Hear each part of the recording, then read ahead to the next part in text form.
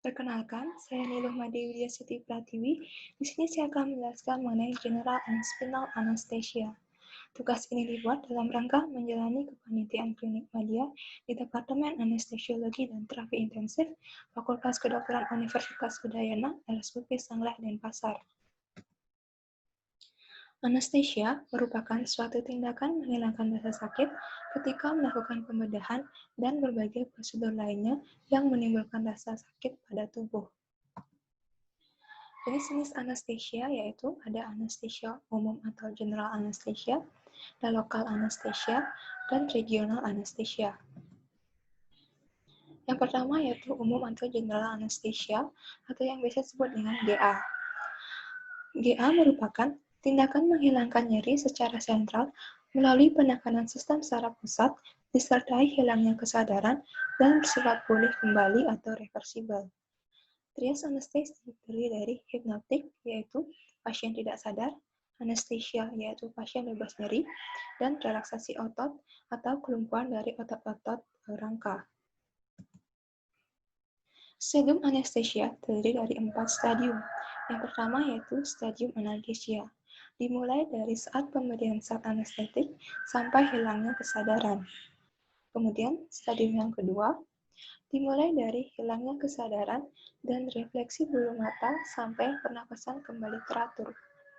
Kemudian stadium yang ketiga dimulai dengan teraturnya pernapasan sampai pernapasan spontan hilang. Stadium 3 ini terdiri dari 4 plana. Kemudian stadium yang terakhir, yaitu stadium 4, dimulai dengan melemahnya pernapasan perut dibanding stadium 3 pada plana 4. Nah, klasifikasi dari general anesthesia ini ada dua, yaitu general anestesi atau anestesi umum intravena dan anestesi umum inhalasi. Nah, untuk anestesi umum intravena biasanya digunakan untuk induksi. Induksi ini merupakan saat dimasukkannya zat anestesi sampai tercapainya stadium pembedahan. Sedangkan anestesi umum inhalasi ini digunakan saat maintenance, yaitu untuk mempertahankan atau memperdalam stadium anestesi setelah dilakukannya induksi. Nah, anestesia umum inhalasi ini menggunakan gas atau cairan anestesi yang mudah menguap sebagai zat anestesik melalui udara pernafasan, di mana gas tersebut terdiri dari non-halogenated dan halogenated gas. Non-halogenated seperti nitros oksid, sedangkan halogenated terdiri dari halogen, enfluoran, isofluoran, desfluoran, dan sevofluoran. Nah, anestesi umum inhalasi ini selain untuk maintenance, juga dapat digunakan untuk mengontrol kedalaman dari anestesi. Selain itu, untuk anestesi umum inhalasi ini, metabolismenya singkat dan ekspresinya melalui ekshalasi.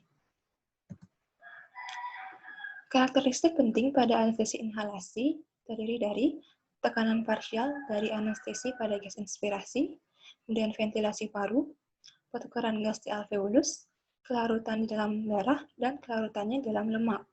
Nah, untuk kelarutan di dalam darah, pada gas yang non-halogenated, perbandingan antara darah dan juga koefisien gasnya itu rendah, sehingga induksi dan recovery-nya lebih cepat.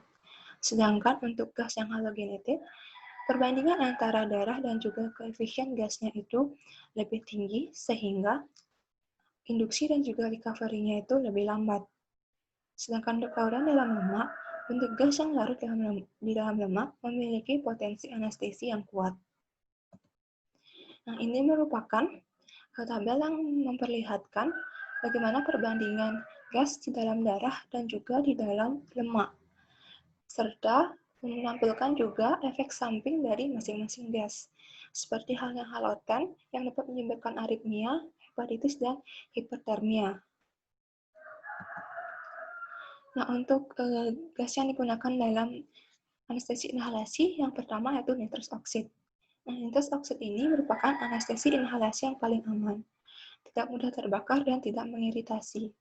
Untuk potensi anestesinya itu rendah. Nah, namun efek masa relaksan yang rendah, tapi merupakan analgesik yang baik. Tidak ada efek toksik terhadap jantung, ginjal, dan hati, sedangkan efek sampingnya yaitu diffusional hipoksia dan dapat pula terjadi megaloblastik anemia.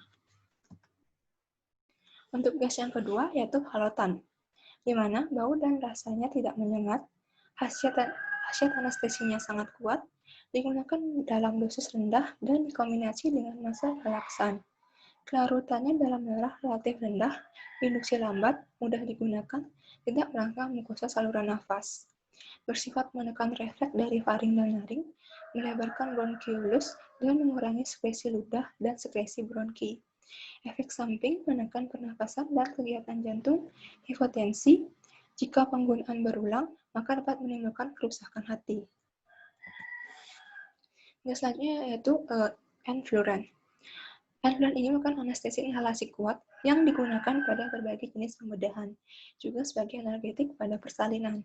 Memiliki daya relaksasi otot dan analgetis yang baik, melemahkan otot uterus. Tidak begitu menekan sistem saraf pusat. Resorpsinya setelah inhalasi cepat dengan waktu induksi 2-3 menit. Sebagian besar diekskresikan melalui paru dan sisanya diubah menjadi fluorid bebas. Efek sampingnya yaitu dapat terjadi hipotensi, menekan pernafasan, aritmia, dan merangsang sistem saraf pusat. Pasca bedah dapat timbul hipotermi, mual muntah, dapat meningkatkan perdarahan pada persalinan, SC, dan juga abortus. Dan untuk isofluran, memiliki bau yang tidak enak, termasuk anestesi inhalasi kuat dengan sifat analgetik dan relaksasi otot yang baik. Efek sampingnya yaitu hipotensi, aritmia, menggigil, konstriksi bronki, meningkatnya jumlah leukosit, pasca bedah dapat timbul mual, muntah, dan keadaan tegang. Kemudian untuk desfluran, yaitu merupakan halogenasi ether. Sangat mudah menguap dibandingkan dengan anestesi volatil lain. Potensinya rendah, bersifat simpatomimetik menyebabkan takikardi dan hipertensi. Merangsang jalan nafas atas sehingga tidak digunakan untuk induksi anestesi. Kemudian, selanjutnya ada sevofluran. Sevofluran ini melakukan halogenasi ether, induksi dan pulih dari anestesi lebih cepat dibandingkan dengan isofluran. Baunya tidak menyengat dan tidak merangsang jalan nafas. Efek terhadap kardiovaskular cukup stabil dan jarang menyebabkan aritmia. Setelah pemberian dihentikan, sevofluran cepat dikeluarkan oleh badan. Selanjutnya yaitu anestesi umum intravena. Anestesi umum intravena ini digunakan untuk tindakan yang singkat atau induksi anestesia. Nah, untuk anestesi umum intravena ini memiliki onset yang cepat, serta juga dapat menurunkan jumlah dari anestesi inhalasi. Nah, anestesi umum inhalasi ini terdiri dari intravena dan intramuskular. Untuk yang intravena terdiri dari barbiturat, propofol, ketamin, thiopental, opioid, fentanyl dan droperidol, dan diazepam. Nah, untuk ketamin juga masuk ke dalam intramuskular. Nah, ini merupakan tabel yang mana menunjukkan durasi dari obat-obat pada anestesi umum intravena, serta efek analgesi, serta master laktan, dan juga efeknya terhadap sistem organ. Di mana di sini ketamin dan fentanyl memiliki efek analgesia, sedangkan midazolam memiliki efek dari master relaksan. Nah, untuk thiopental dan propofol tidak memiliki efek analgesia maupun master relaksan, serta keduanya dapat menyebabkan respiratory depression. Yang pertama dibahas yaitu barbiturat. Nah, barbiturat ini menyebabkan blokade sistem stimulasi di formasi reticularis, serta dapat juga menghambat pernapasan di medula oblongata dan menghambat kontraksi otot jantung, tidak menimbulkan sensitasi jantung terhadap katekolamin. Nah, apabila dosisnya berlebih dapat menyebabkan depresi sistem saraf pusat. Thiopental. Nah, thiopental ini berbentuk bubuk berbau belerang, berwarna kuning, dilarutkan dengan aquades. Nah, apabila keluar dari vena menyebabkan nyeri. Pada anak dan manula digunakan dosis rendah dan dewasa muda sehat dosis tinggi. Melindungi otak dari kekurangan O2 dan sangat alkalis, nyeri hebat, dan vasokonstriksi bila disuntikkan ke arteri yang menyebabkan nekrosis jaringan sekitar. Dan propofol. Propofol dikemas dalam cairan emulsi lemak berwarna putih susu bersifat isotonik dengan kepekatan 1%. Suntikan intravena sering menyebabkan nyeri, sehingga beberapa detik sebelumnya dapat diberikan lidocaine 1-2 mg per kilogram berat badan secara intravena. Selanjutnya yaitu ketamin, memiliki sifat analgesik dan anestesik dan kataleptik dengan kerja singkat. Analgesik kuat untuk sistem somatik, lemah untuk sistem visceral. Relaksasi otot posturoliknya tidak ada, kemudian tonus meninggi. Meningkatkan tekanan darah, nadi, dan curah jantung. Ketamin sering menimbulkan takikardi, hipertensi, hipersalivasi, nyeri kepala, yang terjadi pasca anestesi, dapat menimbulkan mual muntah, pandangan kabur, dan mimpi buruk. Fentanyl dan droperidol memiliki sifat analgesik dan anestesi neuroleptik. Ini merupakan kombinasi tetap, aman diberikan pada yang mengalami hiperpireksia dan anestesi umum lain. Fentanyl masa kerjanya pendek dan mulai kerja cepat, sedangkan droperidol masa kerja lama dan mulai kerjanya lambat. Kemudian diazepam merupakan suatu benzodiazepin dengan kemampuan menghilangkan kegelisahan, efek relaksasi otot yang bekerja secara sentral, dan yang diberikan secara intravena bekerja sebagai anti kejang. Untuk kontraindikasinya yaitu hiposensitif dan pada pasien shock atau koma. Kemudian penurunan kesadaran disertai nistagmus, bicara lambat, dan tidak ada efek analgesiknya. Sedasi basal pada anestesia regional, endoskopi, dan tahap prosedur induksi anestesia pada pasien kardiovaskular. Terakhir yaitu ada opioid.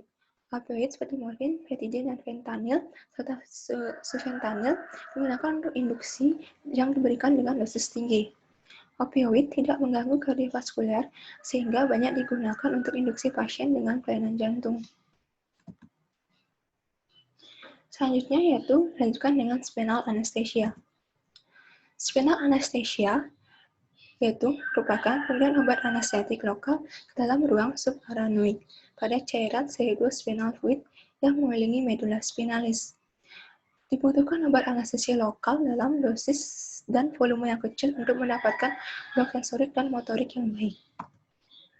Persiapan yang dilakukan yaitu menyiapkan alat-alat resusitasi, intubasi, dan anestesi umum, kemudian menyiapkan posisi pasien, dapat duduk lateral decubitus dan front position, kemudian identifikasi tempat penyuntikan, kemudian siapkan jarum spinal, dan siapkan obat anestesi lokal seperti lidocaine, tetracaine, bupivacaine, propikain, dan chloroprocaine.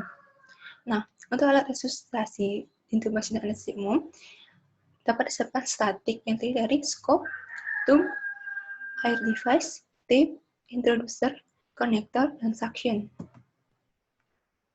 Nah, indikasi dilakukan spinal anesthesia yaitu yang pertama, bedah ekstremitas bawah, bedah panggul, tindakan sekitar rectum perineum, bedah obstetrik ginekologi, bedah urologi, bedah abdomen bawah, bedah abdomen atas dan bawah pediatrik, dan dikombinasikan dengan anestesi umum ringan. Untuk kontraindikasinya, ada kontraindikasi absolut dan relatif.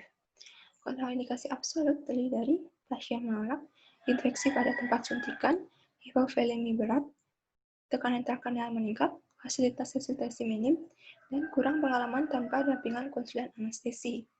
Kemudian untuk kontraindikasi relatifnya terdiri dari infeksi sistemik seperti sepsis dan bakteriemia, kemudian infeksi sekitar tempat suntikan, kelainan neurologis, kelainan psikis, bedah lama, penyakit jantung, hipovolemia ringan, dan nyeri punggung yang kronik.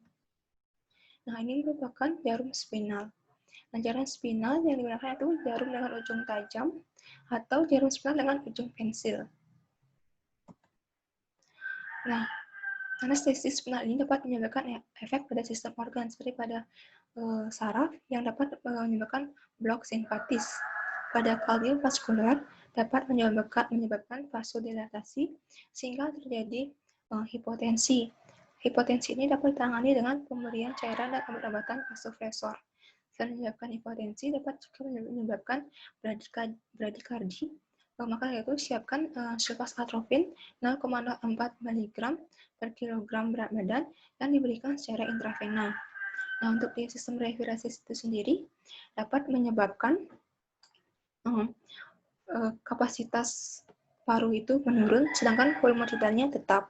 Nah, untuk metabolic endokrin menyebabkan penurunan dari epinefrin, norepinefrin, dan katekolamin. Untuk gastrointestinal sendiri dapat menyebabkan kontraksi usus yang disebabkan oleh saraf simpatis dan parasimpatis, serta penurunan dari MAP sehingga aliran darah ke hepar menurun. Sedangkan pada urinarius dapat menyebabkan retensi urin dan autoregulasi dari ginjal. Nah, ini merupakan gambaran dari posisi yang dilakukan saat melakukan spinal anestesi. Dapat dilakukan secara lateral di kubitus, dapat dilakukan dalam posisi duduk, dan dapat dilakukan dalam posisi prone atau terlungkup. Nah, identifikasi dari tempat penyuntikan. Nah, untuk tempat penyuntikannya sendiri, jadi jarum dimasukkan ke dalam kutis terlebih dahulu, kemudian menembus subkutis, setelah itu akan menembus ligamentum spinosum, setelah itu akan menembus ligamentum interspinosum, lalu menembus ligamentum flavum, dan akhirnya akan sampai di dalam epidural, kemudian masuk ke dura mater, dan akhirnya akan sampai di ruang subarachnoid.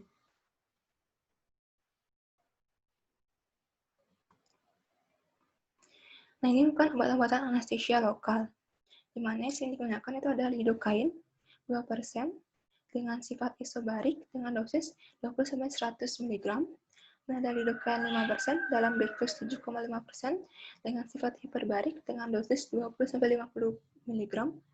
Kemudian ada bupivacaine 0,5% dalam air dengan sifat isobarik dengan dosis 5-20 mg, serta bupivacaine 0,5% dalam dextrose 8,25% dengan sifat hiperbarik dengan dosis 5-15 mg. Penyebaran dari anestesi lokal ini dapat dipengaruhi oleh faktor utama yang terdiri dari berat jenis anestesi lokal, posisi pasien, dosis dan volume anestesi lokal. Untuk faktor tambahannya terdiri dari ketinggian suntikan, kecepatan suntikan atau barbotase, ukuran jarum, keadaan fisik pasien, dan tekanan intraabdominal. Nah, untuk durasi kerja dari anestesi lokal ini dipengaruhi oleh jenis anestesi lokal, besarnya dosis, ada tidaknya vasokonstriktor, besarnya penyebaran anestesi lokal. Untuk komplikasinya terdiri dari high spinal, henti jantung, retensi urin, anestesi dan analgesi yang tidak adekuat, toksisitas obat anestesia lokal, nyeri punggung, postural puncture headache, cedera neurologis, meningitis dan arachnoditis, abses epidural, transient neurological symptom, pengigil, pruritus, dan mual muntah. Baik, sekian presentasi dari saya. Terima kasih.